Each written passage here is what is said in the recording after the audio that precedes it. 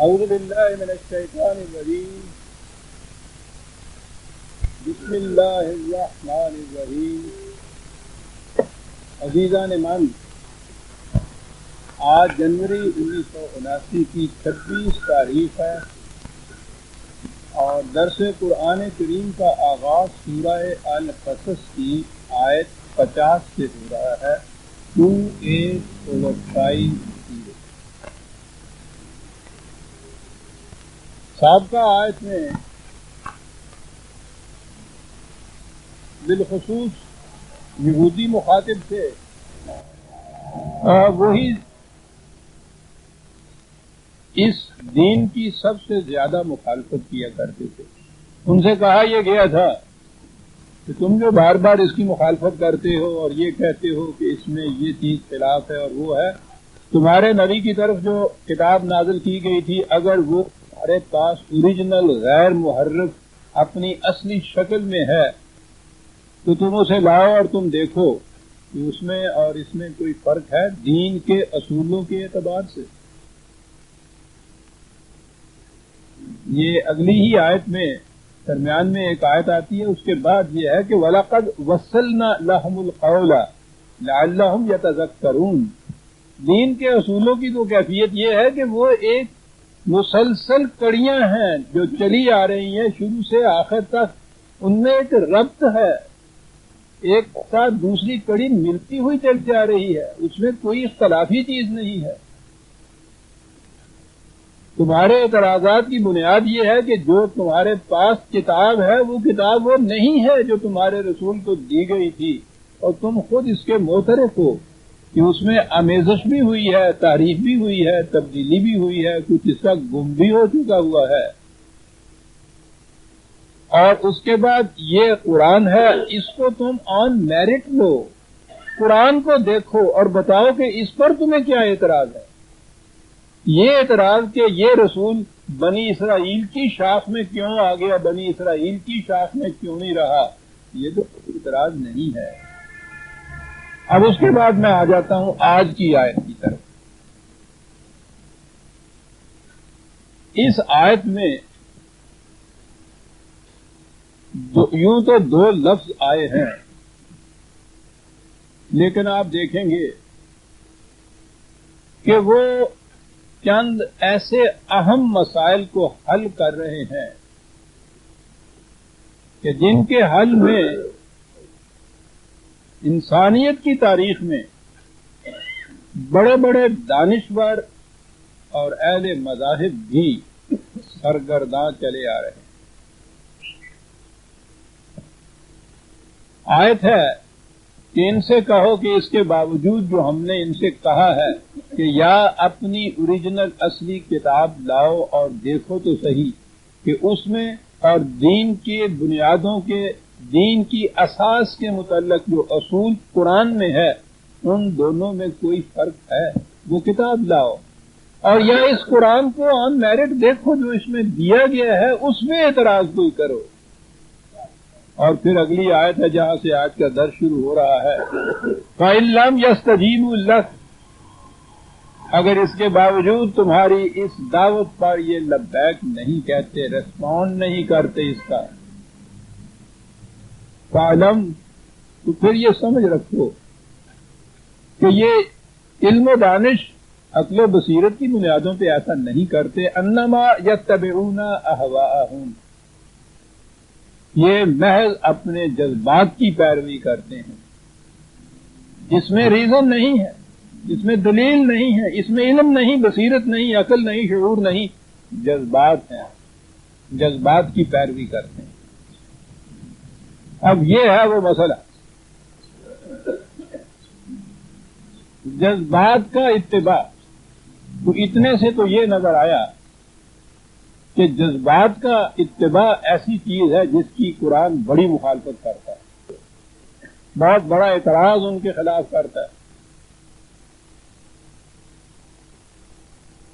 یہ ہے پہلا مسئلہ جو سوکریٹیز کے زمانے سے لے کے اس وقت تک یہ علماء اخلاقیات، ایتھکس کا جو فلسفہ ہے اس میں یہ مشکل ترین مسئلہ گنا جاتا ہے۔ کہ جذبات وہ چیز ہیں جن کے اوپر انسان کے عمل کا اعتبار ہے. جب تک ایک جذبہ اندر آپ کے یہاں پیدا نہ ہو آپ کسی کام کے لیے تیار ہی نہیں ہو سکتے. جذبہ بیدار نہیں ہوتا آپ کے اندر کسی کام کے لیے تو پھر تو پتھر اور انسان میں کوئی فرق نہیں ہے. اور اگر جذبات کا اتباع ہے جو ہے اس کی اتنی مخالفت کی گئی ہے تو پھر یہ انسان تو انسان نہیں رہتا، پتھر کے بت بن جاتا ہے.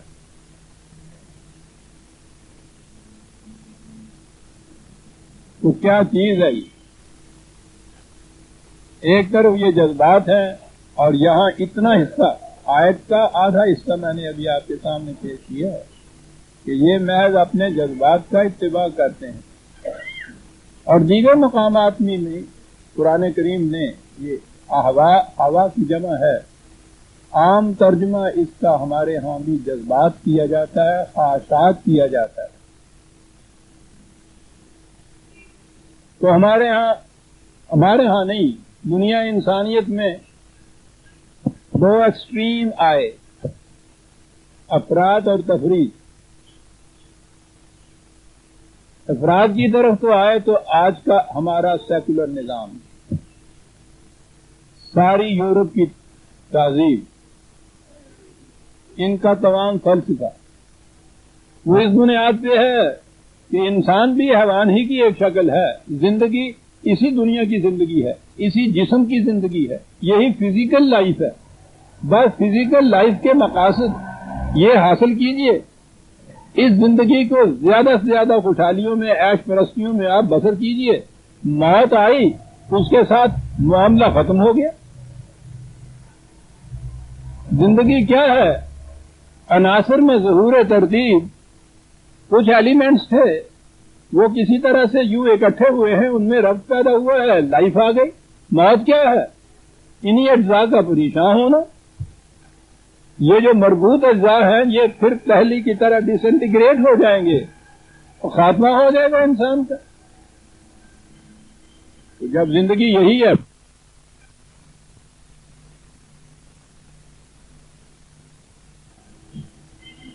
تو پھر کسی قسم کی حدود کو یوز کا تو سوال ہی نہیں. پھر جو جذبات بھی آپ کے اندر پیدا ہوں ان کا اتباع کیے چلے جائیے، اس کے مطابق زندگی بسر کیے چلے جائیے. یہ نئی بات نہیں ہے. یونان کے فلاسفرز میں سے ہی یہ ایپیکورس جو کہلاتے تھے وہ یہ ان کا تصور تھا کہ زندگی ہے ہی یہی. ایپیکورینزم جسے کہا جاتا ہے وہ یہی ہے کہ بابر بعیش کوش کہ عالم دوبارہ نیست. یہ شروع سے ایک چلا آ رہا ہے. میں نے عرض کیا تھا کہ فلسفے کی دنیا میں بھی یہ مشکل ترین مسئلہ تھا.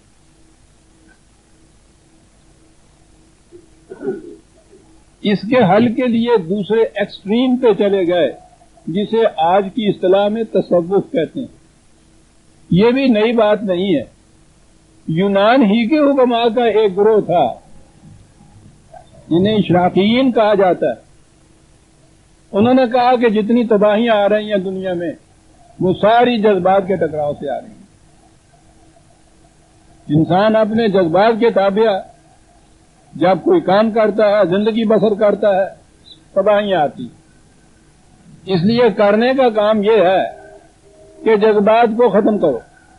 نہ رہے بانس نہ بڑے بانسری. جذبات کو ختم کرو. نفس کشی جسے کہا جاتا ہے وہاں سے وہ بات چلی. دونوں یہ تحریکیں، نظام، فلسفہ زندگی، یہ دونوں متوازی اس دور سے چلی ہوئی ہیں. ان کی شکلیں بدلتی رہیں، ان کے نام بدلتے رہے، لیکن یہ چلی آ رہی ہیں برابر دونوں. اب وہ جو ہے کہ ان کو چھوڑ دیا جائے، جذبات کے تابع ہی زندگی بسر کی جائے، تو اس کا جو نتیجہ پہلی تاریخ میں تو چھوڑ دیجئے، آج کی یورپ امریکہ اور ان ممالک میں، بلکہ آج تو ساری دنیا میں یہی صورت ہے، جسے سیکولرزم کہتے ہیں وہ یہ چیز ہوتی ہے، اور جو اس کی وجہ سے تباہیاں لاحق ہو رہی ہیں، پہلے تو افراد میں ہی ہوتی تھی، اب بھی افراد میں بھی ہوتی ہیں، اور پھر اقوام میں جب یہ شروع ہوئی ہیں تو ساری دنیا آج جہنم بن رہی ہے اس نظریے کے تابع۔ اور اس کے برعکس اگر وہ دوسرا نظریہ لیجیے کہ جذبات کو فنا کر دیا جائے تو آدھی دنیا اس سے مفلوج ہو کے رہ گئی۔ بدھ مت میں آ کے یہ انتہا تک پہنچی تھی بات، جینیوں کے ہاں بھی انتہا تک پہنچی ہوئی تھی یہ چیز، ویدانت ہندوؤں کا اس میں بھی یہ چیز، عیسائیوں کے سینٹس جو تھے ان کی مسٹکزم اس میں بھی یہ چیز، یہودیوں کے ہیکل میں بھی یہ موجود تھے، یہ مصر میں خاص طور پہ، اور آپ کے یہاں تو تصوف موجود ہی ہے، ساری آپ کی شاعری، سارا آپ کا تصوف لٹھ لے کے پھر رہے ہیں جذبات کے پیچھے سے۔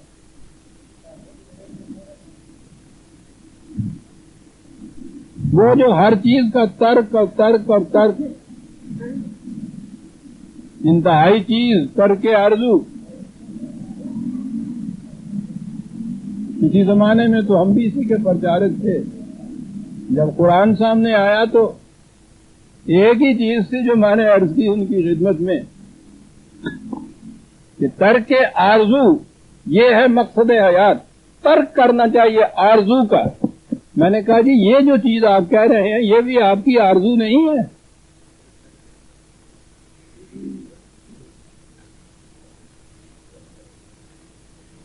یہ بھی تو ایک آپ کی خواہش ہے کہ آرزو کو ترک کرنا چاہیے، نفس کشی کرنا چاہیے۔ کیا شعر ہے، وہ کہہ رہے تھے نہ دیکھے کوئی ادا میری چھپے جو مجھ سے، تو کیا یہ بھی ایک ادا نہ ہوئی؟ ترک آرزو، اور یہ آرزو نہیں ہے کہ اسے ترک کر دینا چاہیے مجھے، چھٹکارا نہیں ہو سکتا۔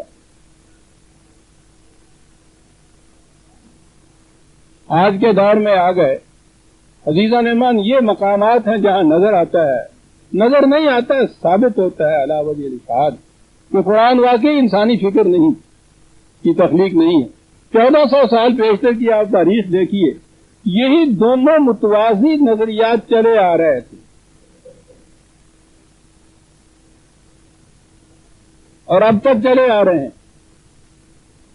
درمیان میں ایک سٹیج آتی ہے جہاں انسانی فکر رہی، وحی کی روح سے ایک چیز آتی ہے۔ میں نے عرض کیا ہے کہ آج کے دور میں اب جو سائیکالوجی ہے کچھ اس نے کوشش شروع کی ہے یہ معلوم کرنے کی کہ یہ جذبات ہوتے کیا ہیں، ان کا فنکشن کیا ہے، ان کا فریضہ کیا ہے، ان کا مقام کیا ہے۔ ذرا ذرا سی ابھی ابتدا ہوئی ہے اس کی۔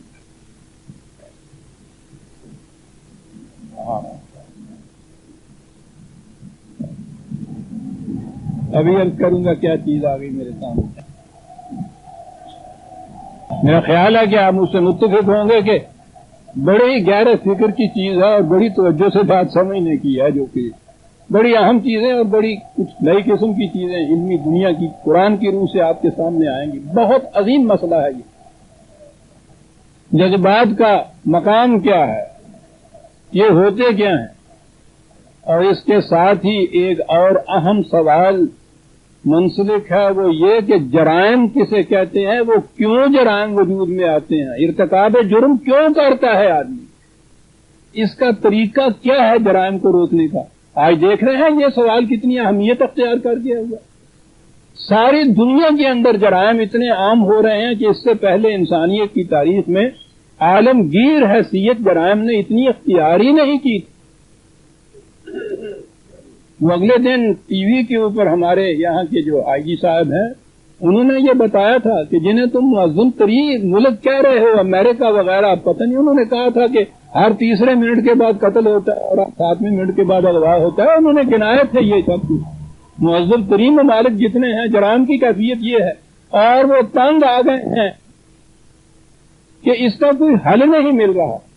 یہ بھی مسئلہ اس میں آتا ہے کہ جرائم ہوتے کیوں ہیں، اس کا ارتکاب کیوں ہوتا ہے، اور وہ کیا چیز ہے جس سے جرائم رک سکتے ہیں. تو آپ نے غور کیا نا کتنا اہم مسئلہ ہے. لفظ دو ہیں سارے قرآن کے. قرآن ہے عزیزان من، قرآن ہے، انسانی فکر کی تخلیق نہیں، قرآن ہے.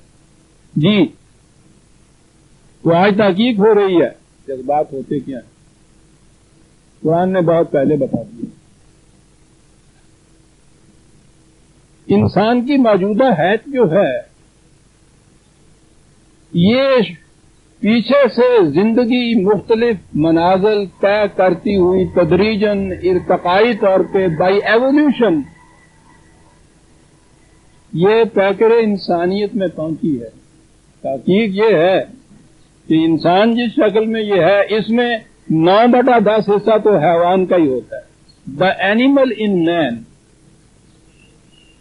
اور کوئی 1/10 حصہ وہ کہتے ہیں جسے آپ کہہ لیجئے کہ جس کو انسان کہا جاتا ہے. وہ 1/10 ہو یا 9/10 ہو ماپنے کی تو یہ چیز ہے نہیں. وہ کیا چیز ہے؟ وہ ہے جسے انسانی ذات، ہیومن پرسنالٹی، نفس خودی کہا جاتا ہے، جو انسانی جسم کا حصہ نہیں. انسانی جسم طبی قوانین کی روح سے اس شکل میں آیا ہے. فزیکل ڈیمانڈز ہیں اس کی، فزیکل تقاضے ہیں، فزیکل قوانین ہیں جن کے تابع یہ رہتا ہے. خالص فزیکل. طبی طور پہ غلط چیز کھا لیجیے بیماری ہوتی ہے، طبی طور پر اس کا علاج ہوتا ہے. وہ جسم کا ہی علاج ہوتا ہے، جسم کی بیماریاں ہی ہوتی ہیں. اور وہ جو ایک حصہ کہا جا رہا ہے آج اس کا اعتراف ہو رہا ہے کہ انسان کے اندر ایک چیز ایسی بھی ہے کہ جو نہ طبی جسم کی پیداوار ہے نہ طبی قوانین کے تابع ہے. لہذا حیوان اور انسان میں مابین امتیاز وہ ایک چیز ہے جسے 1/10 یہ کہتے ہیں. اور میں اگر اس موضوع پہ آ جاؤں گا کہ انسانی ذات کیا ہے اور اس کی اہمیت کیا ہے تو برگسان نے کہا تھا، جو اس معاملے میں یورپ کے مفکرین میں بڑی بلند حیثیت رکھتا ہے، کہ جسے تم 1/10 کہتے ہو ماسٹر آف دی ہاؤس تو ہے ہی وہی. وہ تو اس سارے گھر کا مالک ہے، باہر والی سے چھوڑ دیجیے. اتنا حصہ حیوان کا ہے انسان کے اندر. حیوان کی زندگی طبی جسم کی پرورش ہوتی ہے، حیوان ہی کی زندگی نہیں. آج اس کی تحقیق ہوئی ہے کہ زندگی جہاں بھی ہے اس کے کچھ اپنے انر تقاضے ہیں. ان میں 2 تقاضے بدیہی طور پر بنیادی طور پہ ابھی گنائے گئے ہیں، وہ تیسرا بھی شامل کرتے ہیں لیکن 2 ہیں بنیادی. Preservation of self. زندگی تحفظ خیش چاہتی ہے، اپنا تحفظ چاہتی ہے. زندگی جس شکل میں بھی ہے، ایک چیونٹی کی شکل میں بھی زندگی ہے، اس کے سامنے بھی آپ تنکا کھڑا کیجئے تو آپ دیکھیے وہ کس طرح اس سے بھی جنگ لڑتی ہے، لڑائی لڑتی ہے اس کے مقابلے میں. پرزرو کرنا چاہتی ہے اپنے آپ کو.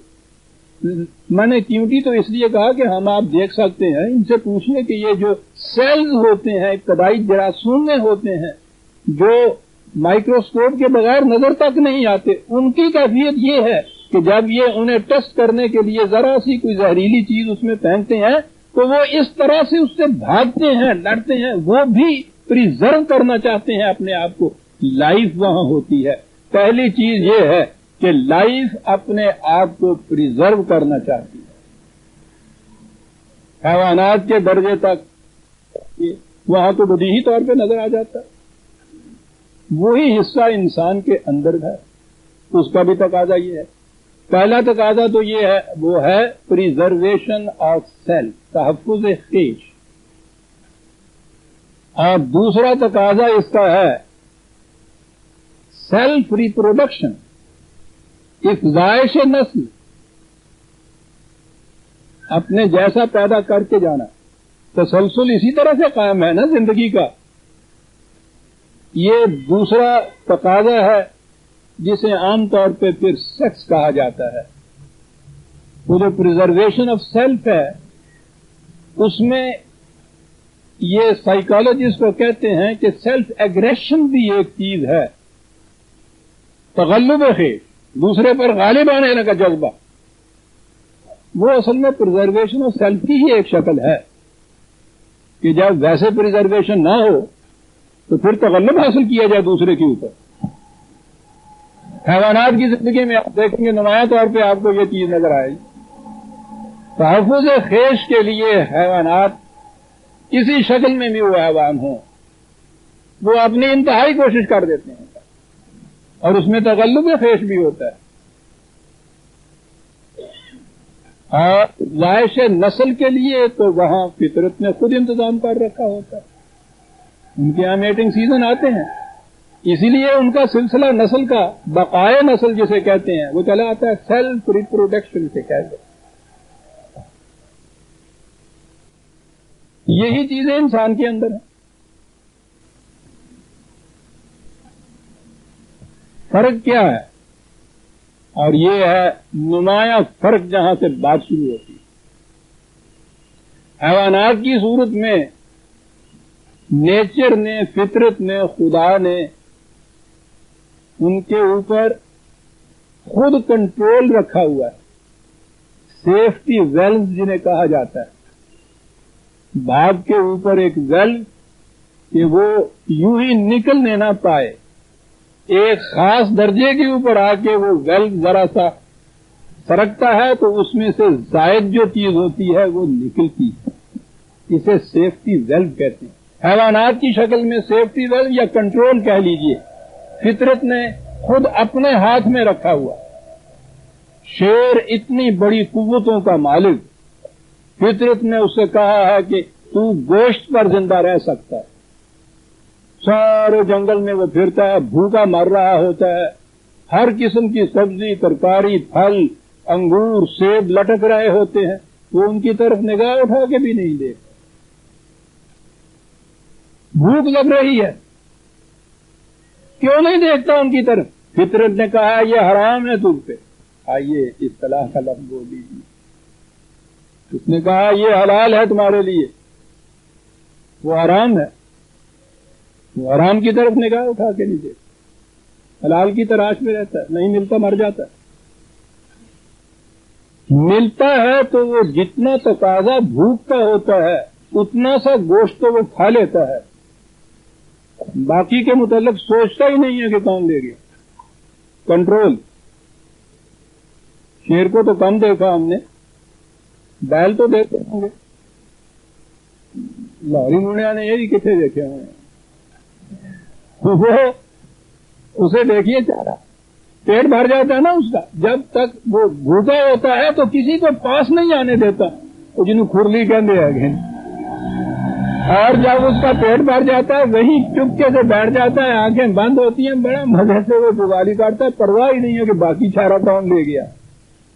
فطرت کے کنٹرول.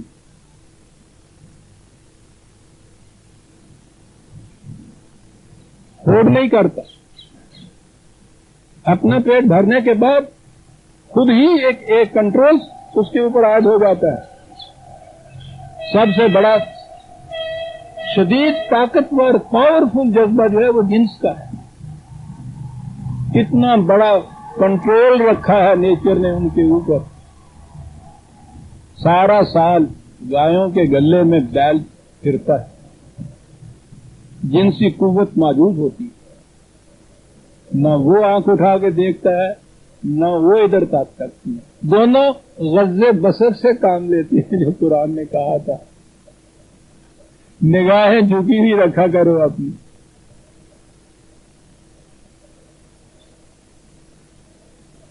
افزائش نسل کا تقاضا جب ہوتا ہے جسے آپ میٹنگ سیزن کہتے ہیں، پاگل ہو جاتی ہیں بیل. گایوں کی بھی یہی صورت ہوتی ہے.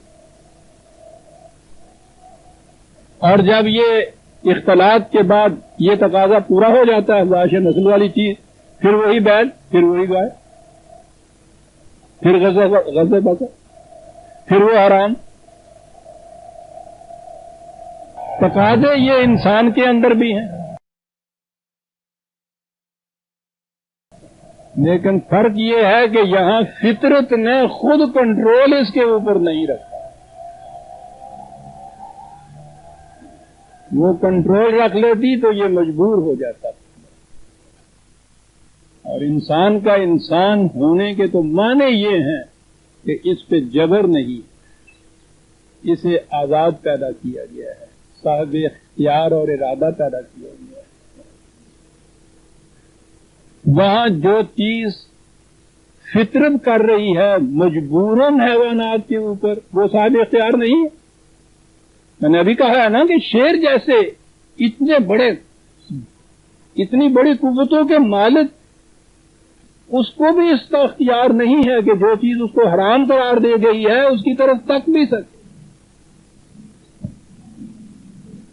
کتنے بڑے مجبور ہیں۔ انسان کا تو اتنا سا بچہ بھی صاحب اختیار ہوتا ہے، شیر تو نہیں ادھر منہ مارتا، اس بچے کو دیکھی مرچ آئی وہ بھی منہ میں ہاتھ مار رہا ہے، آگ کی طرف بھی ہاتھ ڈالا، پانی میں ڈبکیاں کھا رہا ہے۔ عجیب مصیبت ہوئی ہوتی ہے اماں کو جب بچہ گھٹنوں چلنے لگتا ہے، صاحب اختیار۔ لیکن اس کا اختیار کرتا کیا ہے؟ اس کے لیے مصیبت، اوپر والوں کے لیے مصیبت۔ تو اب سوال تو ایک ہی تھا اس میں کہ یا تو اس کے بھی اختیار و ارادے چھین لیے جائے،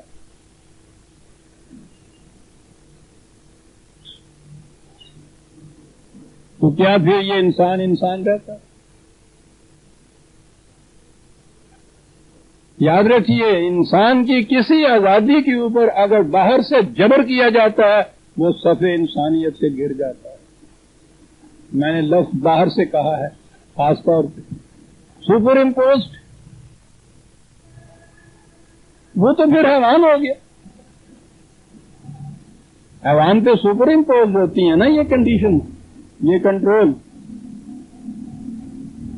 انسان کو صاحب اختیار و ارادہ کیا گیا۔ تو ایک اصول یہ یاد رکھیے قرآن نے جو کہا کہ اگر اس کے اوپر سے سپر امپوز کر کے کوئی چیز اس کے جبر کیا جاتا ہے، یہ انسانیت کے درجے پہ نہیں رہتا۔ پھر کیا جائے؟ مصیبت یہ کہ ایک شیر کو تو اتنی سی قوت دی گئی ہے کہ وہ اپنے سے جو کمزور تر کوئی حیوان ہے اس کو تیر پھاڑ کھائے، وہ چھلانگیں لگا کے دوڑتا بھی ہے، لیکن اس کی رفتار کی بھی ایک حد ہوتی ہے۔ پرندے اڑتے ہیں، ان کی بھی ایک حد مقرر ہے، ان کی قوتوں کی، ان کی صلاحیتوں کی حد ہے، اور ان کے یہ جو اندر سے خواہشات یا جذبات پیدا ہوتے ہیں ان کا بھی ابھی ہم نے دیکھا کہ کنٹرول ہے۔ آپ سوچئے کہ انسان جیسا جانور کہ جس کی ان قوتوں کی حد کوئی نہیں ہے، یعنی چھوٹی سے چھوٹی مثال لیجئے، درخت کے اوپر پھل لگا ہوا ہو یا درخت کے اوپر سب پتے ہوں، بکری بھوکی نیچے کھڑی ہے، وہاں تک پہنچ نہیں سکتی، تڑپ کے مر جائے گی، بلک کے مر جائے گی نیچے بھوک سے، اس کی استطاعت سے آگے ہے۔ انسان کا بچہ کیا کرتا ہے؟ وہ اتنی سی لاٹھ لے لیتا ہے، یہ جو آج کل وہ کنکوے پکڑ رہے ہیں، وہ تو آسمان میں اڑنے والی پتنگ کو پکڑ لیتا ہے،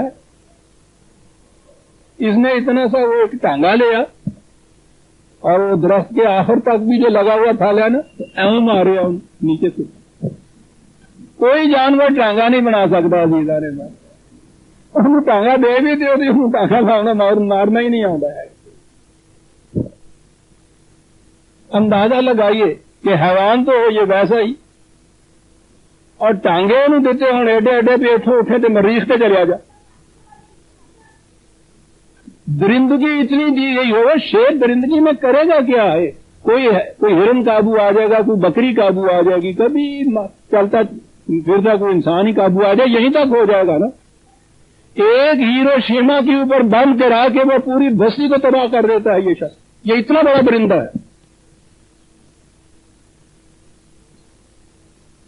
اور ہیروشیما تو پرانی داستان ہو گئی، اب تو یہ کہہ رہے ہیں کہ وہ ایک ایٹم بم سے یہ کرۂ ارض اڑا سکتا ہے. میرے اللہ، اس کی قوتوں کی لا انتہائیت کی یہ کیفیت اور حیوانیت اس کے اندر اس درجے کی کہ کنٹرول کسی کا نہیں. اور اس سے زیادہ یفسد الدماء و یفسد فی الارض، وہ جو فرشتوں نے کہا تھا تمثیلی انداز میں کہ اللہ کیا کر رہا ہے، اتنی حسین کائنات، یہ تو نہیں میں کہہ سکتا معاذ اللہ کہ اتنی مشکل سے یہ کائنات بنائی ہے. اتنی حسین کائنات، اس میں اسے بھیج رہا ہے درندہ اس قسم کا، فساد انگیز اس قسم کا، قوتیں اتنی اس کی، ٹانگیں انہیں لمبے لمبے دے کے، تو کیا ہو جائے گا اس تیری بستی کا، سوچ تو صحیح کچھ. اس نے کہا اللہ تعالیٰ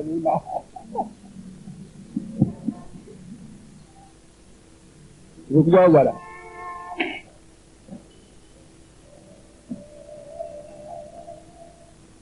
غور فرمایا آپ نے؟ یہ جو چیزیں، دوسری طرف میں نے کہا نا کہ اب تیرا پتہ نہ پائیں تو لاچار کیا کریں. یہ انہوں نے جس کو آپ تصوف والے کہتے ہیں، ان بیچاروں کی سمجھ میں بات نہیں آتی تھی. یہ دیکھتے تھے کہ یہ جذبات کی اس قدر سے بے باکیاں ہیں جو یہ کچھ کرتے ہیں. انہوں نے کہا کہ اس کو فنا کرو کسی طرح. فنا کیسے کر سکتے ہیں؟ آج کی سائیکالوجی سے پوچھئے، وہ کہتے ہیں کہ اگر ان جذبات کو صحیح چینل ان کے لیے نہ دیا جائے ان کے نکلنے کا، تو اس کے بعد یہ پھر ان نیچرل طریقوں سے اپنے آپ کی سیٹسفیکشن کرتے ہیں. اسے پرورشن کہتے ہیں. اور وہ 20 قسم کی نفسیاتی بیماریاں پیدا کرتے ہیں. یہ جنہیں آپ یہ کہتے ہیں نا نفس کشی والے جو ہیں، جذبات کو اس طرح سے صحیح فطرت کے طریقے سے سیٹسفائی نہ کرنے والے اور اپنے آپ کو فریب دینے والے کہ ہم نفس کشی کر رہے ہیں، یہ 20 قسم کی نفسیاتی امراض کے مریض ہوتے ہیں. اور یہ ناممکنات میں سے ہے.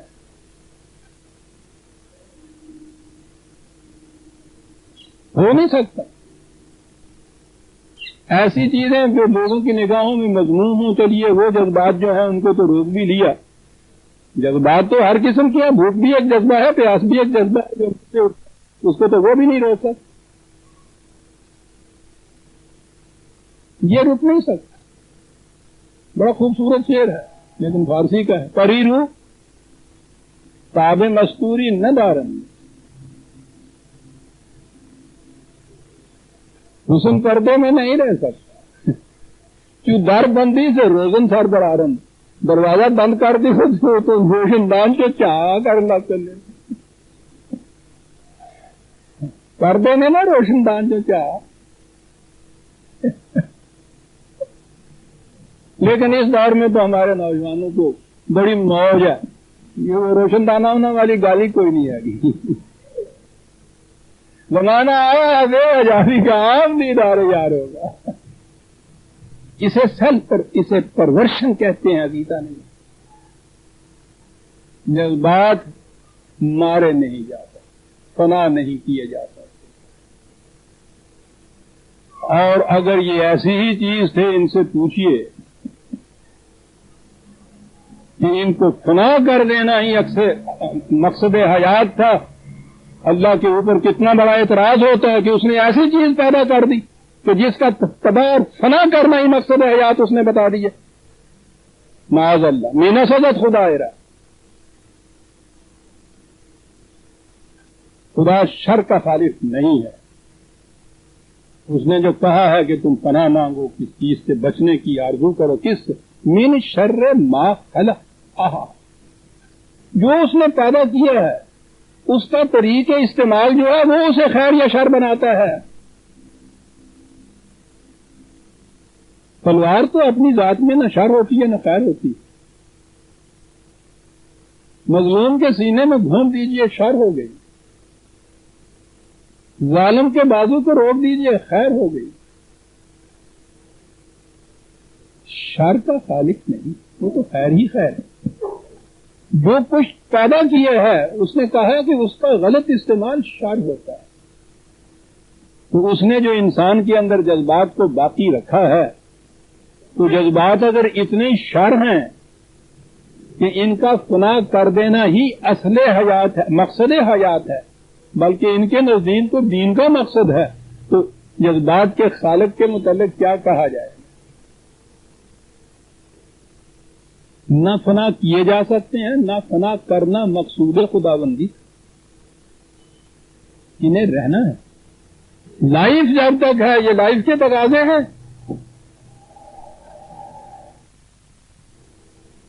جذبات تو مردے میں جا کے فنا ہوتے ہیں جب لائف نہیں ہوتی، پھر کیا کیا جائے؟ یہیں سے بات آ گئی جرائم کیا ہوتے ہیں۔ طاقتیں ہوں اتنی، کنٹرول نہ ہو کوئی،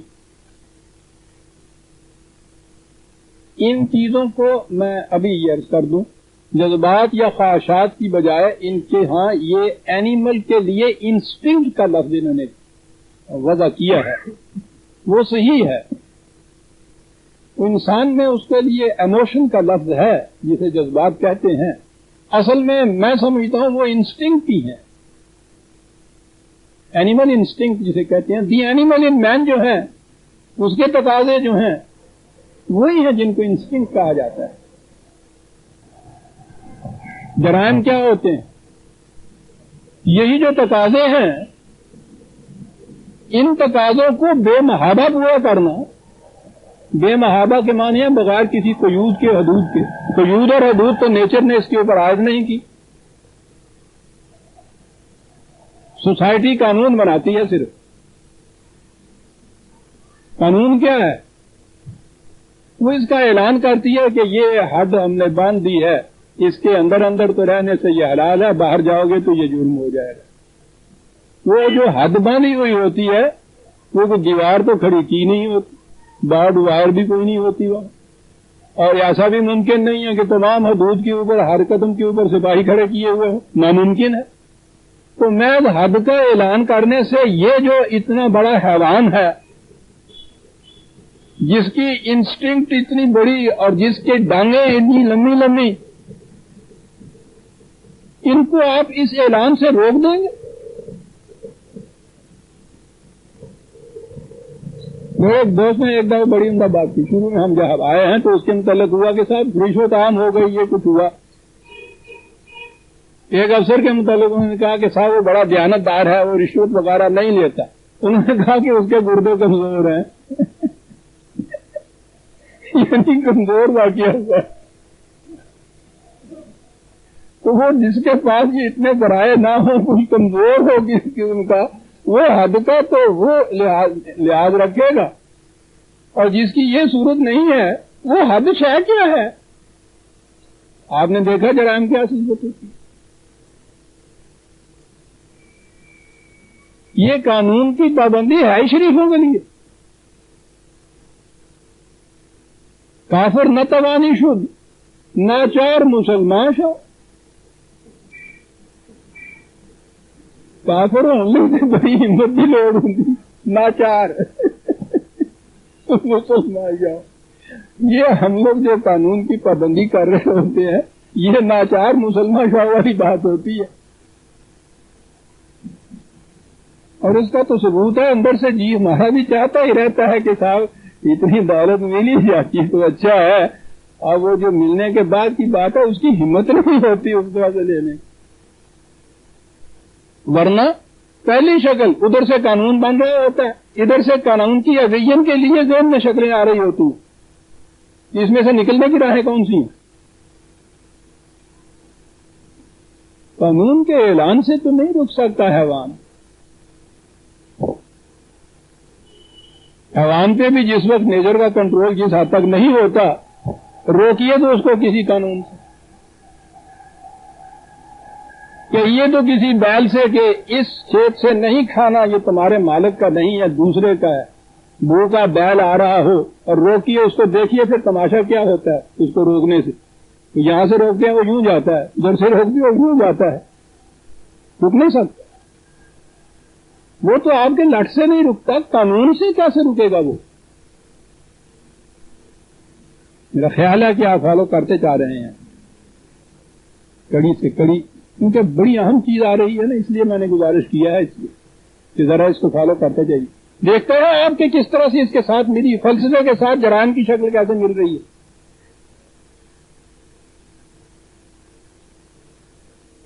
پھر کیا کیا جائے اس کے بعد؟ جذبات یا اینیمل انسٹنکٹ ختم ہو نہیں سکتے جب تک لائف موجود ہے. فطرت کی طرف سے کنٹرول ہے نہیں، ہوتا تو یہ انسان ہی نہ ہوتا. یہ جو انسٹنکٹس ہیں، میں نے کہا نا کہ اس کا ترجمہ انسٹنکٹس کا لفظ ہی رکھیے، جبلت کہتے ہیں اس کو ہمارے ہاں ترجمہ. جذبات، خواہشات، آرزویں، ان کے معنی کچھ کمال ہو گئے ہوئے ہیں. تو یہ جو حیوانی تقاضے ہیں زندگی کے انسان کے اندر، بس اس کو کچھ کہہ لیجیے، ان کا پورا ہونا تو نہایت ضروری ہے. کنٹرول اس کے اوپر فطرت کا ہے نہیں.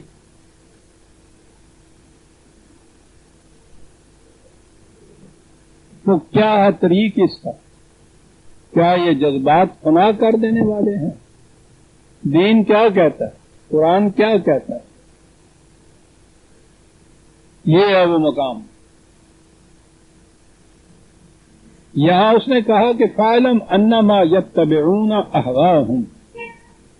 اگر اس کے باوجود وہ اس بات پہ نہیں آتے کہ اس انداز کی زندگی بسر کرنی چاہیے، تو سمجھ لو کہ یہ بات محض وہ اپنے حیوانی انسٹنکٹ یا جذبات کے تابع یہ کہہ رہے ہیں کہ اس میں بے محابہ زندگی کو بسر کرنے کی بڑی گنجائش اور اجازت ہوتی ہے. اگلا لفظ اب آ گیا قرآن میں، وَمَنْ أَضَلُّ. اس سے زیادہ راہ گم کردہ کون ہے؟ راہ گم کردہ حیوانات تو راہ گم کردہ ہوتے ہی نہیں. کون ہے؟ دوسری طرف یہ میں نے کہا کہ جو کہہ رہے ہیں کہ انسٹنکٹس کو، یہ جذبات کو فنا کر دیا جائے، یہ بھی راہ گم کردہ. مَنْ أَضَلُّ مِمَّنِ اتَّبَعَ هَوَاهُ. اس سے زیادہ غلط راستے پر چلنے والا کون ہے کہ جو اپنے ان جذبات یا انسٹنکٹ یا ہوا کا لفظ ہے عربی زبان میں، میں بھی عرض کرتا ہوں کہ اس کے معنی کیا ہوتے ہیں.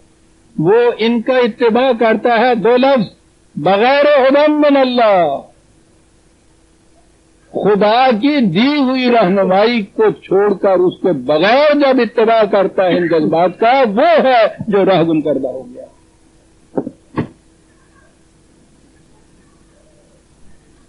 یہ عزیزان مندین اتباع آوا بالحق بالہدا. اب سوال یہ ہے کہ یہ من اللہ کیوں ہدا؟ اس لیے کہ یہ جتنی حد بندیاں یوں کہہ لیجیے یہ انسانوں کی بنائی ہوئی ہوں. زیادہ سے زیادہ انسان کو یہ عقل و فکر دی ہوئی ہے نا. خود عقل کی یہ کیفیت ہے کہ اس کو اگر حدود خداوندی کے تابع نہ رکھا جائے تو یہ جتنے بڑے بڑے جرائم ہوتے ہیں وہ تو سارے عقل کی زور پہ وہ ہوتے ہیں. یہ ہے ہی بیٹل آف اٹس. یہ جس طرح سے وہ جس کے گردے کمزور ہوتے ہیں وہ نہیں کوئی جرم کر سکتا، بدھو نے کیا جرم کرنا ہے، کرتا ہے تو وہی پکڑا جاتا ہے. جرائم پیشہ ہونے کے لیے بہت بڑے دماغ کی ضرورت ہے، اور جتنا زیادہ دماغ ہوتا ہے اتنے بڑے قسم کے وہ جرائم کرتا ہے. پھر قومیں اجتماعی طور پر اپنی عقل سے کام لے کے دوسری قوموں کے مقابلے میں جا کے ان کو وہ پستا کرتی. یہ تو بیٹل آف وڈس ہوتا ہے. تو اگر یہ بات تنہا عقل پہ چھوڑ دی جائے کہ وہ اس کے لیے کوئی طریق تجویز کرے، تو ابھی ہم نے کہا کہ عقل کا تو کام یہ ہے کہ جو اندر سے حیوانی جذبہ اٹھے اس جذبے کی تسکین کے لیے وہ وسائل مہیا کر دے. یہ جو اس نے ان ڈانگ دے دیتی ہے اسی یہ عقل کا کام تھا. آج بھی جو ہزار طریقے سجھاتی ہے نا جیب کاٹنے کے، چوری کرنے کے، اسمگل کرنے کے، دھوکہ دینے کے، فریب کرنے کے، سارے عقل کا کام ہوتا ہے. عقل بے باک. اس لیے یہ کہا ہے کہ یہ عقل انسانی کے بس کی بات نہیں ہے کہ وہ اس قسم کی رہنمائی حدود متعین کر دے. یہ جو ہے ہدی من اللہ. یہاں ضرورت آگے پڑی ایک اس قسم کے نظام کی کہ جو عقل انسانی کا تخلیق کردہ نہ ہو. جس فطرت نے حیوانات کے اوپر کنٹرول رکھا تھا اسی خالق فطرت کی طرف سے اس قسم کی چیز ملے انسانوں کو. وہ کنٹرول والی بات ادھر بھی تو حیوانوں کی اپنی وجہ کردہ نہیں ہوتی. وہ بھی تو وہی خدابندی ہوتی ہے. قرآن نے تو کہا ہی وہی ہے. اب اتباع ہوا جو ہے اب دو قسم کا ہو گیا. ایک وہ کہ جس میں کسی حدود اور قیود کا خیال ہی نہ رکھا, اور دوسرا اتباع ان جذبات کا, ان ہوا کا, ان انسٹنکٹس کا جو حدود خداوندی کے تابع رہ کر کیا جائے.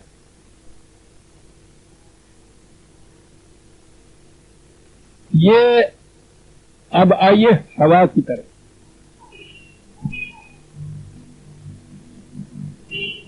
کیا بات ہے عربوں کی زبان کی. ہوا کے معنی ہوتے ہیں ہر وہ شے جو پستی کی طرف لے جانے والی چیز.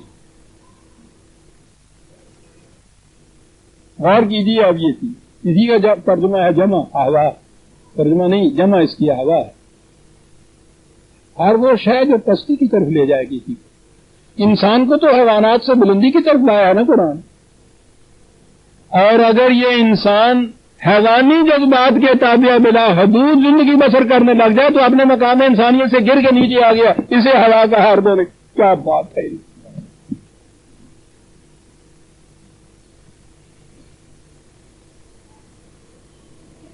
پستی کی طرف آ. غور کیجیے. حیوانات, چرند پرند, وہ سارے اپنے خواہشات کو یا اپنے تقاضوں کو کہہ دیجئے, اپنے تقاضوں کو جو لائف کا ہوتا ہے یہی تقاضے, وہ ان تقاضوں کو پورا کرتے ہیں. اتنا ہی نہیں کہ قرآن نے اس کو جرم قرار دیا ہے تقاضوں کو پورا کرنا, یا معیوب قرار دیا ہے. اس کے متعلق جس طرح وہ تقاضے اپنے پورے کر رہے ہیں ان کے متعلق کہا ہے قد علم صلاتہ و تسبیحہ. ان کا ان تقاضوں کو پورا کرنا جو ہے وہ ان کی صلات ہے, وہ ان کی تسبیح ہے.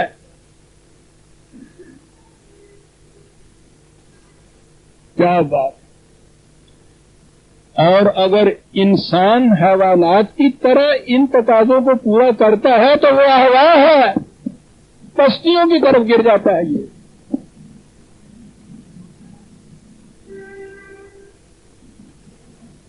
وہ ان کی صلات اور ان کی تسبیح کیوں ہے.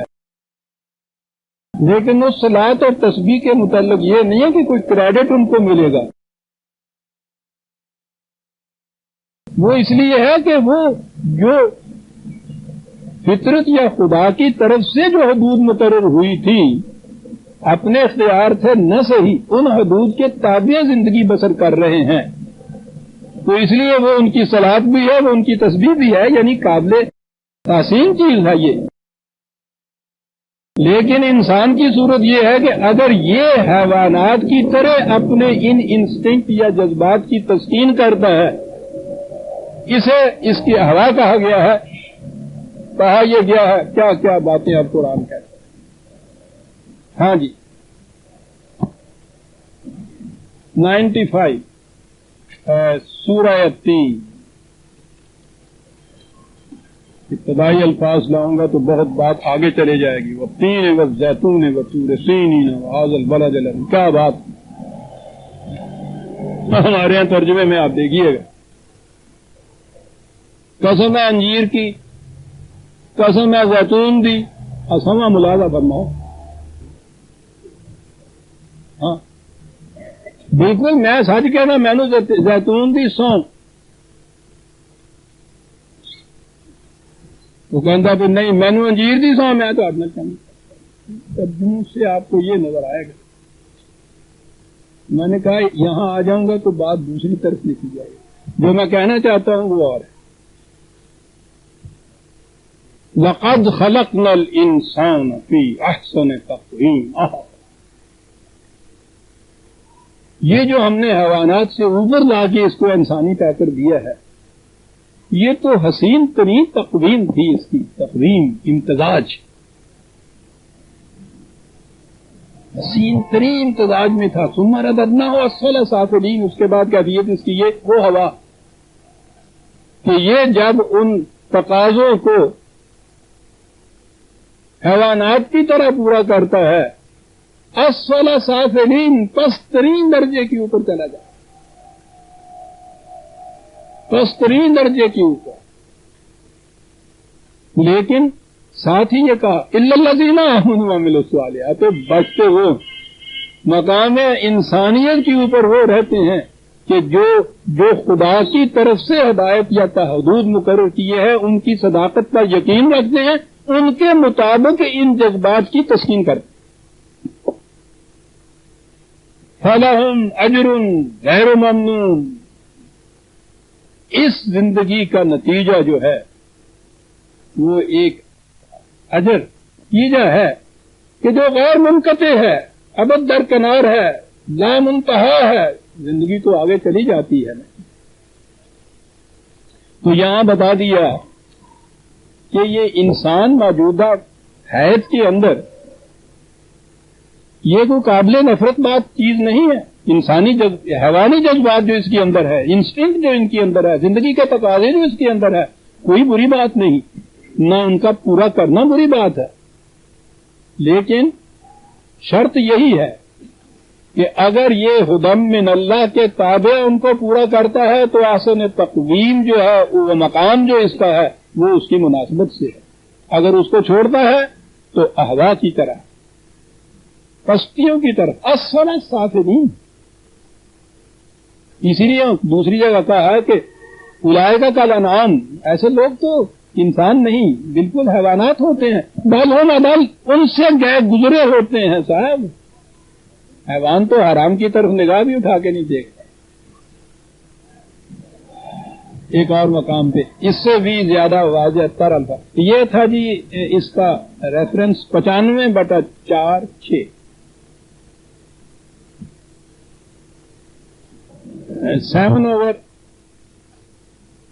7/176. یہ تو ہماری داستان ہے. رسول وَاتْلُ عَلَيْهِمْ نَبَأَ الَّذِي آتَيْنَاهُ آيَاتِنَا. رسول انہیں اس شخص کی داستان سناؤ. ہماری داستان سنائی جا رہی ہے. اس کی داستان سناؤ. کیا بڑا عجیب انداز کہ ہم نے اسے اس قسم کی ہدایت دی اس قسم کی حدود دی اس قسم کے قوانین دیے. پھر اس نے کیا کیا فَانْسَلَخَ مِنْهَا. وہ یوں اس میں سے نکل گیا جیسے سانپ اپنی کینچلی پیچھے چھوڑ جاتا ہے اور بیچ میں سے نکل جاتا ہے اس کا ذرا سا نشان بھی اس کے اوپر باقی نہیں رہتا. ارے دل یہ تو اپنی داستان معلوم ہوتی ہے. یوں چھوڑ گیا ان کو. کیا مثال ہے جیسے سانپ کینچلی میں سے نکل جاتا ہے. نتیجہ کیا ہوا فَأَتْبَعَهُ الشَّيْطَانُ. بس اس کے جذبات اور یہ خواہشات حیوانی جو تھی پھر اس کا پیچھے لگ گئی. چلی اس کے پیچھے. فَكَانَ مِنَ الْغَاوِينَ. بھولا راستہ ہوا وہ تباہ. سنیے ہم نے اس کو اپنے قوانین دیے تھے. کہا وَلَوْ شِئْنَا لَرَفَعْنَاهُ بِهَا. ہم تو چاہتے تھے کہ وہ ان قوانین کے اتباع سے بلندیوں اور رفتوں کی طرف چلا جاتا. وَلَكِنَّهُ أَخْلَدَ إِلَى الْأَرْضِ. لیکن وہ کمبخت اوپر سے گر کے زمین کی پستیوں کے ساتھ چپک گیا چمٹ گیا. کیسے ہوا یہ وَاتَّبَعَ هَوَاهُ، وہ ان جذبات کے ہی پیچھے لگ گیا، پستیوں پہ گر گیا پستی. بات دوسری طرف درمیان میں آ جائے گی. کہا فَقْصُصِ الْقَصَصَ لَعَلَّهُمْ يَتَفَكَّرُونَ، انہیں یہ کہانی سناؤ شاید یہ غور کریں کہ یہ تو ہماری اپنی داستان ہے.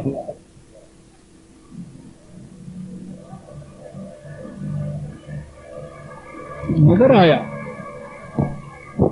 کہ یہ جو قوانین ہیں، یہ جو حدود ہیں، عقل انسانی کی پیدا کرنا نہیں ہے، کر ہی نہیں سکتی انسان کی. ایک عقل یا پارلیمنٹ کے سارے ممبر بھی کیوں نہ اکٹھے ہو جائیں، تو ساری دنیا کے مفکر اکٹھے ہوئے ہیں اقوام عالم میں عزیزان ایمان، عقل کی زور کی روح سے جرائم کی بند کرنے کی تدابیر سوچنے کے لیے. کچھ نہیں بند پڑتا. اب سوال یہ ہے کہ یہ جو حدود آپ کہہ رہے ہیں، یہ جو خدا ہے، خدا من اللہ ہے، یہ بھی تو بہرحال کچھ قوانین ہی ہیں، کچھ حدود ہی ہیں نا. ان سے کیسے یہ ہو جائے گا؟ تو پہلی چیز ہے ان الذین آمنوا، شرط یہ قوانین ہم نے دے دیے، ان کے اوپر غور و فکر کریں. پہلی بات یہ ہے کہ کوئی قوم جو ہے وہ سوچے کہ ہم نے کیا اسی قسم کی زندگی بسر کرنی ہے، تباہیوں کی زندگی، بربادیوں کی زندگی، مسلسل جہنم کی زندگی، یا اس میں سے نکلنا ہے. پہلی شرط تو یہ ہے کہ اگر وہ سوچیں کہ اس میں سے نکلنا ہے ہم نے، تو پھر اگلی بات یہ ہے کہ وہ یہ جو ہم نے یہ ہدایات دی ہیں، ہم نے ڈائریکٹیوز جو دیے ہیں، ہم نے جو حدود تجویز کی ہیں، غور فکر علم بصیرت کی روح سے انہیں دیکھے پرکھے.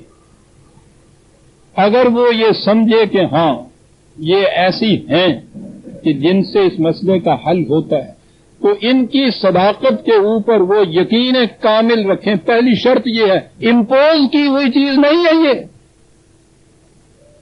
جس طرح پیاسے کو پانی کا تقاضا اندر سے ابھرتا ہے، وہ ان کی صداقت کے اوپر یقین پیدا کر لیں خود، اور بطیب خاطر اپنے اختیار کو اس جبر کے تابع لے آئیں کہ ہاں ہم تیار ہیں.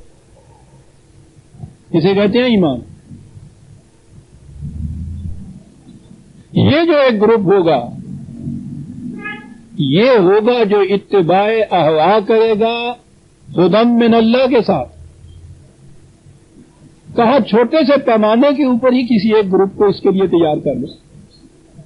جب اس کے ہاں کے یہ سارے مسائل جس کے حل کرنے میں یوں عقل انسانی یا اقوام عالم ناکام رہے ہیں، ان کے اندر وہ دیکھیں گے کہ یہ حل ہو رہے ہیں، باقی خود اس کی طرف چلے آئیں گے.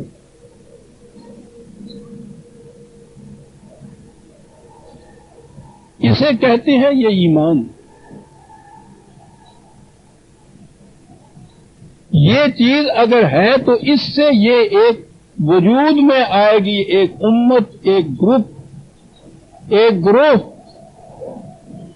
پھر سن لیجئے، بطیب خاطر وہ ان کے اوپر، ان کی صداقت کے اوپر ایمان لائے گی. بطیب خاطر اپنے آپ کو ان کے تابع رکھنے کا فیصلہ کرے گی. جبر نہیں ہوا، یہ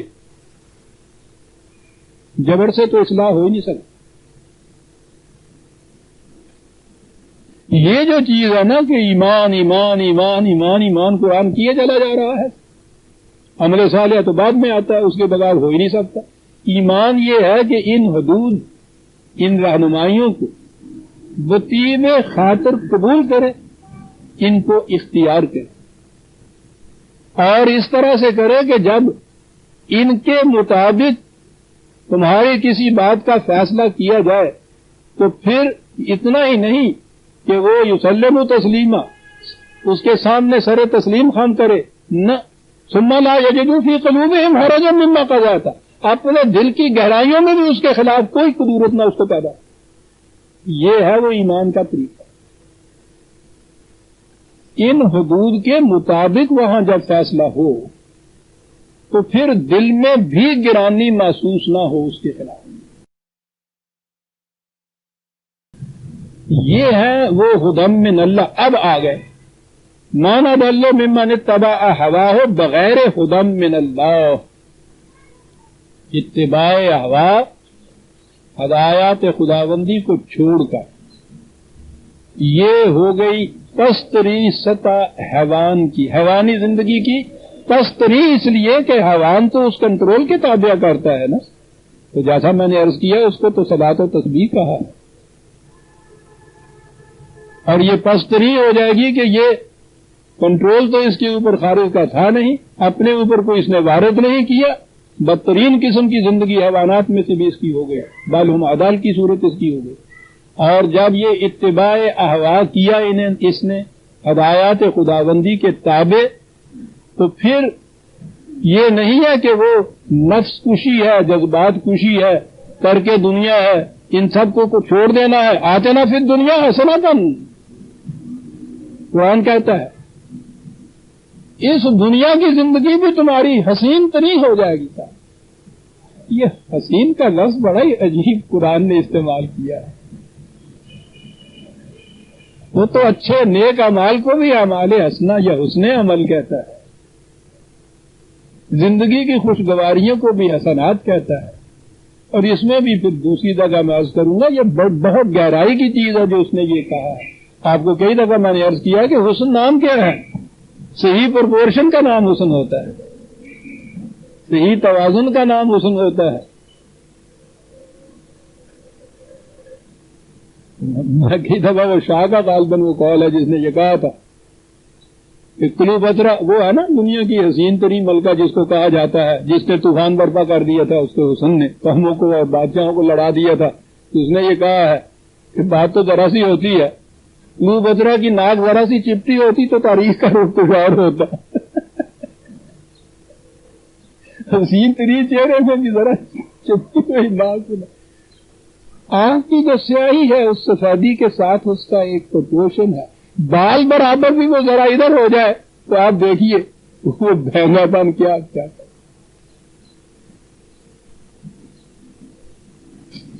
حسن عمل. آتے نا پھر دنیا حسنۃ، دنیا حسین ہو جائے اس کی، تو پھر آخرت حسنہ، اگلی زندگی تو خود ہی حسین ہو جائے گی. اس کے بعد یہ دنیاوی جتنے سامان ثواب زندگی جن کے سہاروں کے اوپر زندہ رہتی ہے، آگے بڑھتی ہے، نشو و نما پاتی ہے، وہ سارے تقاضے جو حیوانات پورے اپنے ہاں کرتے ہیں وہ سارے کے سارے اس کے لیے حلال و طیب ہو جاتے ہیں. مقصد بلند ہوتا ہے، رفتوں کی طرف، بلندیوں کی طرف جانے کا مقصود تو وہ ہوتا ہے، لیکن یہ سہارے جو ہیں جن سے زندگی قائم ہوتی ہے اس دنیا کے اندر، وہ بھی نہایت خوشگواری سے حسین ترین انداز سے یہ سہارے بھی اس کو میسر آتے ہیں. تو حیوانی انسٹنکٹ یا احوا کی تسکین نہایت حسین طریقے سے ہوتی ہے اگر یہ ہدایت خداوندی کے تابع ان کو رکھا جائے بطیب خاطر، دل کی رضامندی کے ساتھ. یہ اللہ تعالیٰ نے زندگی کے یہ تقاضے جب اس دنیا میں انسان کو بھیجا اور زندگی کے یہ تقاضے دیے، زندگی کے یہ تقاضے حرام نہیں ہیں. ان کی تسکین کے لیے جو سامان خدا نے پیدا کیا ہے وہ شر نہیں ہے، وہ حیوانی درجہ نہیں ہے، وہ حرام نہیں ہے، وہ بھی ضروری چیز ہے. یہ تو جو اگلی زندگی کا ارتقاء ہے، اس قرہ کے اوپر انسان کا پیکر اس ارتقائی زندگی کی پہلی کڑی ہے. ابھی تو فزیکل ارتقاء جو ایولیوشن آ رہا تھا، کہہ لیجیے کہ اس میں شاید یہ آخری کڑی ہو، ہم نہیں کہہ سکتے کہ اس کے بعد بھی ریفائنمنٹ کچھ اور بھی ہو جائے اس میں. بہرحال ابھی تو اس کی یہ آخری کڑی ہے، لیکن اس کے بعد جو زندگی کا ایولیوشن چلتا ہے وہ اس کی ذات کا ایولیوشن ہے. اس کے لیے تو یہ ابھی ابتدا ہے اس کی. اس ابتدا میں یہ جتنی مادی زندگی اور طبعی زندگی، اس کی جتنی آسائشیں، اس کی ضروریات ہیں، نہایت ضروری ہیں اس کے لیے. کیا کہا گیا ہے کہنے والا؟ تو ہما کا ہے شکاری. واہ واہ. ذہن کو بھی ریلیف مل جاتا ہے جب یہ یاد تو ہما کا ہے شکاری، ابھی ابتدا ہے تیری، نہیں مصلحت سے خالی یہ جہان مرغ و ماہی۔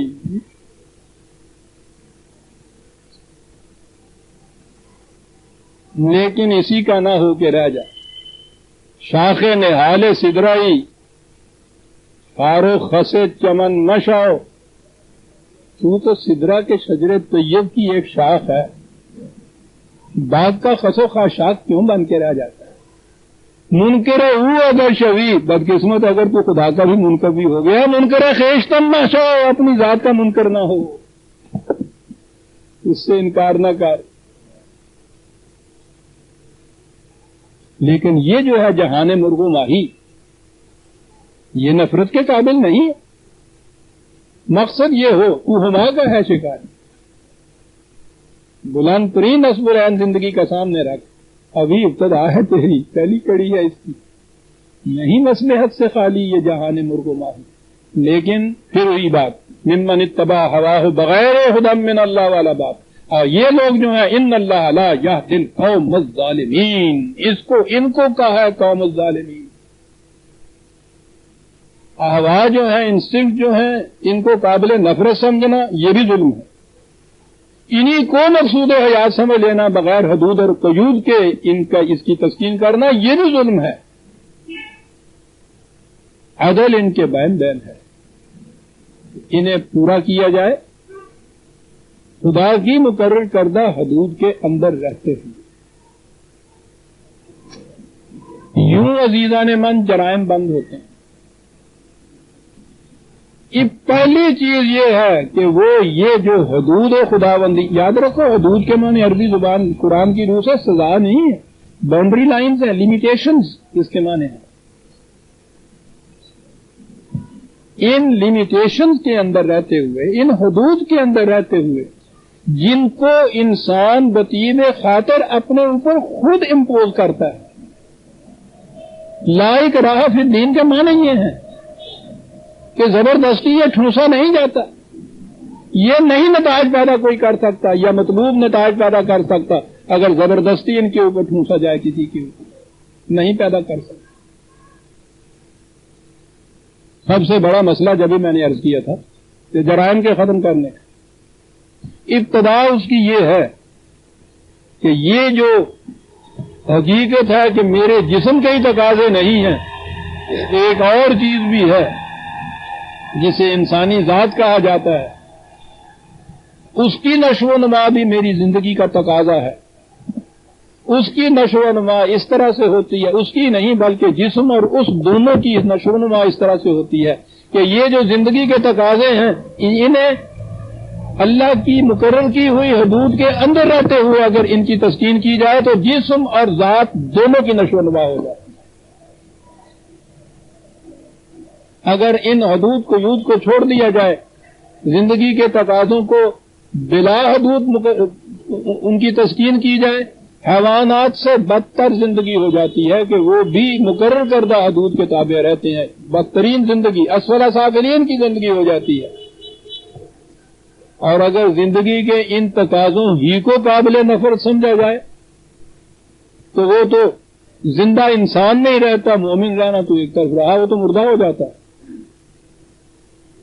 یہ ہے عزیزان من، جرائم اس صورت میں ختم ہو سکتے ہیں جب ابتدا ہی سے آپ انسانی اپنے بچوں کی تعلیم اس طرح سے کریں کہ انہیں اس کا یقین ہو جائے کہ زندگی محض فزیکل لائف نہیں ہے، حیوانی سطح کی زندگی نہیں ہے، اس کے علاوہ ایک اور چیز ہے جو ان سے بلند تر چیز ہے، اس کی ڈیولپمنٹ، اس کی نشو و نما، یہ ہے میری زندگی کا مقصد۔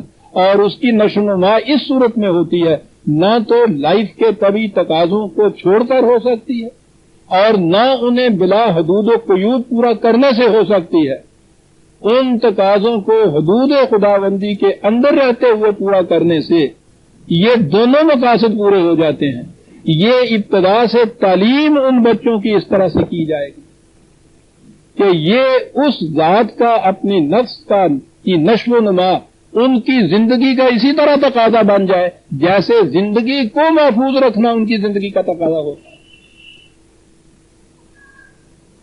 اور اس طرح ان کی تربیت کی جائے، ایک گروپ پیدا کیا جائے، ایک جماعت پیدا کی جائے، ایک قوم پیدا کی جائے، اور جب یہ جو ہوگا گروپ یا جماعت یا یہ قوم جن کا یہ ایمان ہوگا، پھر ان کے اوپر نہ پیرے بٹھانے کی ضرورت ہوگی، نہ ان کو کسی قید و بند میں رکھنے کی ضرورت ہوگی، وہ تو اپنے اندرونی تقاضوں سے ان قوانین کا احترام کریں گے اور ان کی پابندی کریں گے۔ ابتدا یہاں سے ہونی ہے عزیزان من۔ نبی اکرم صلی اللہ علیہ وسلم کا پروگرام جو ہے وہ پروگرام یہی تھا، یتلو علیہم آیاتہ، قوانین خدابندی جو اس کو دیے جاتے تھے وہ اس کے بھی سامنے ہوتے تھے، وہ دوسروں کے سامنے پیش کر دیتا تھا کہ یہ ہے بھئی وہ حدود و قیود مقرر کی گئی ہیں، پھر بس پیش کر دیا گیا، یا یہ کہہ دیا گیا کہ اب تم میں سے جو ان حدود کی پابندی نہیں کرے گا یاد رکھو اس کو پھانسی چڑھا دیا جائے گا؟ نہ، یتلو علیہم آیاتہ وَيُعَلِّمُهُمُ الْكِتَابَ وَالْحِکْمَةَ وَيُزَکِّیہم، پھر وہ ان کی غرض و غایت ان قوانین کی تعلیم دیتا تھا، پھر وہ رسول ان تعلیم رسول اللہ کا فریضہ یہ بتایا گیا، جس نے سب سے پہلے یہ طریق سکھایا کہ جرائم کیسے ختم ہوتے ہیں اور زندگی کی بلند منزلیں کیسے طے ہوتی ہیں۔ یعلمہم الکتاب، صرف قانون ہی کی تعلیم نہیں دی، والحکمہ، اس کا ریشنل جو تھا، دوائی اور فٹ جو تھا، کیوں ایسا کیا گیا ہے، کیا نتیجہ اس کا نکلے گا، رسول کی زندگی۔ اور اگر کہیے تاریخ میں یہ صحیح ہے کہ 13 سالہ مکے کی زندگی تھی، وہ یہی تعلیم تھی، تعلیم کا دور تھا، یہ جماعت تیار ہوتی تھی، بطیب خاطر تیار ہوتی تھی، کوئی اکراہ نہیں تھا، کوئی جبر نہیں تھا، اور اس طرح سے وَيُزَکِّیہم، وہ جو ان کی ذات ہے انسان کی، وہ اس کی نشو و نما کا ذریعہ بنتی تھی۔ یہ تعلیم کتاب اور حکمت کی جب یہ جماعت تیار ہوتی تھی تو اس کے بعد پھر یوں کہ یہ مدنی زندگی شروع ہوتی تھی، وہاں بنتی تھی جا کے ایک مملکت، وہاں جا کے یہ قوانین جو تھے پھر نافذ ہوتے تھے، تو نفوذ کے بعد تو جن کی زندگی کا تقاضا یہ ہو گئے ان کا احترام، ان کے اوپر تو نہ ڈنڈے کی ضرورت تھی نہ کسی پولیس کی ضرورت تھی۔ حضرت ابوبکر صدیق رضی اللہ تعالیٰ عنہ کے زمانے میں حضرت عمر کو انہوں نے مجسٹریٹ مقرر کر دیا تھا مدینے کا، سال بھر کے بعد انہوں نے کہا کہ بابا اس آسانی کو معقوف کرو، ختم کرو، سال بھر میں میرے سامنے کوئی فوجداری مقدمہ ہی نہیں آیا۔ آتا کیسے؟ یہ تو وہ تھے جنہوں نے بطیب خاطر اپنے اوپر ان حدود کو خود وارد کیا ہوا تھا۔ غور فرمایا عزیزان من، قرآن کے 4 لفظوں نے کتنے کتنے بڑے مسائل حل کر دی۔ اتباع ہوا بغیر حدود من اللہ، ساری تباہیاں بربادی، احوا کا ختم کر دینا، مار دینا، یہ ایک جو تصور چلا آ رہا تھا اس کی تردید، اس کو باطل قرار دیا، غلط ہے، ہو نہیں سکتا کہ یہ تم کر لو اور صرف زندہ بھی رہ سکو، اس کو ختم کیا۔ فلسفے اخلاقیات کی دنیا میں یوں آئے، یہ شر نہیں ہے، حیوانات کی مثال دے کے بتا دیا کہ وہاں ہم نے کنٹرول خود رکھا ہوا ہے، اس کنٹرول کے تابع وہ زندگی بسر کرتے ہیں، تو وہ صلاۃ ہے ان کی، وہ تسبیح ہے ان کی۔ کیا بات ہے صلاۃ و تسبیح! اور صلاۃ کو نمازیں اور تسبیح کہنے والوں سنو وہ کیا کہتا ہے۔ ان کنٹرول کے تابع انسانی جذبات کی یا زندگی کے ان تقاضوں کا پورا کرنا، یہ صلاۃ ہے، یہ تسبیح ہے۔ اور تمہارے لیے یہ جو حدود ہم تمہاری طرف وحی کے ذریعے سے دیں گے، آج خود ہم کنٹرول نہیں عائد کر رہے، تمہاری انسانیت کے شرف کے خلاف ہے۔ احترام ہے شرف انسانیت کا خدا کی طرف سے کہ انسان کو اس نے مجبور پیدا نہیں کیا ہے، جو اسے مجبور کرتا ہے آزادی کے بعد اپنی طرف سے خدا کی حدود کو، تو یہ خود اپنے اوپر عائد کرتا ہے نا، اس کو جبر نہیں کہتے۔ یہ جبر نہیں ہوتا جب صبح کو آپ اٹھ کے 3 میل کا سیر کرنے کے لیے جاتے ہیں، جبر نہیں ہے. جبر یہ ہے کہ تھانے والا کہتا ہے کہ روز صبح آ کے یہاں حاضری لگواؤ، ہاں وہ 10 قدم پہ کیوں نہ ہو، یہ جبر ہے. اس نے یہ چیز حل کر کے رکھ کہ خود اپنے اوپر یہ عائد کرو، غیر متبدل ہے، مکمل ہے، محفوظ ہے. یہ ہے عزیزان من. اگر آج اسے آپ نظام مصطفیٰ کہنا چاہتے ہیں، میں یہ واضح کر دوں اسی اصطلاح کے متعلق بھی، اگر نظام دین کے مرادف لفظ لیا گیا ہے دین، تو وہ دین کسی نبی کا نہیں ہوتا. خدا نے دین اللہ کہا ہے، ہمیشہ دین خدا کی طرف سے ملتا ہے. رسول اس دین کو پہنچاتا ہے دوسروں کی طرف، اور اس دین کو اپنے ماحول کے تقاضوں کے مطابق قائم کرتا ہے، متشکل کرتا ہے. لہذا اگر اسے دین کا یہ کہنا ہے تو پھر تو نظام خداوندی صرف کہا جائے گا، دین اللہ کہا جائے گا. لیکن اگر دین کے معنی ہے خدا کی مقرر کردہ حدود کے مطابق معاشرے کی تشکیل کرنا، تو اسے اسلامی نظام کہہ لیجیے. یا آج کیونکہ سب سے پہلے نبی اکرم صلی اللہ علیہ وسلم نے اس کو متعین فرمایا تھا، ان معنی میں آپ اس کو نظام مصطفیٰ کہہ دو، ٹھیک ہے، لیکن نظام خداوندی ہی کہنا چاہیے تاکہ کسی قسم کا اشتباہ پیدا نہ ہو. بہرحال یہ ہے وہ نظام خداوندی، نظام اسلامی، نظام مصطفیٰ کہ جس میں تعلیم اور تربیت اس طرح سے کی جائے قوم کی کہ یہ جو خدا کی حدود مقرر کی ہوئی ہیں، ان حدود کے تابع رہنا ان کی زندگی کا اندرونی تقاضا ہو جائے. یہ تعلیم و تربیت کی روح سے ہوگا. پھر اس معاشرے کا نام، اس نظام کا نام نظام خداوندی، اسلامی نظام یا نظام مصطفیٰ قرار پائے گا. اگر یہ چیز نہیں ہے تو سپر امپوز اوپر سے یہ جو چیزیں ہیں نہ رسول اللہ نے کی تھی، نہ خدا کا یہ منشا تھا، اور نہ ہی ان کے وہ نتائج برآمد ہو سکتے ہیں. یہ تو اندر کا تقاضا ہے.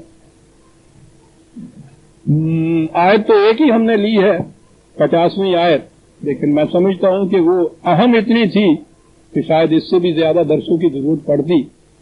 لیکن میرا خیال ہے کہ آپ احباب نے اس توجہ سے اس کو سنا ہے کہ یہ چیزیں صاف ہو گئی ہوں گی آپ کے ذہن کے اندر کہ یہ اخلاق کا مسئلہ جو تھا، جذبات انسانی، کہ ان کا مقام کیا ہے، ان کی تسکین کیسے کرنی چاہیے. اور اس کے بعد یہ جو آپ کے ہاں جرائم کا مسئلہ دنیا میں عام ہو گیا ہوا، وہ جرائم ختم کیسے ہو سکتے ہیں، ان پہ حد کیسے ملائی چاہیے. قرآن نے 4 لفظوں میں اس کو عائد کر دیا. عزیزان من، میں ایک اعلان چاہتا ہوں اور اس کے بعد ختم کروں گا. ربنا تقبل منا انک انت السمیع العلیم.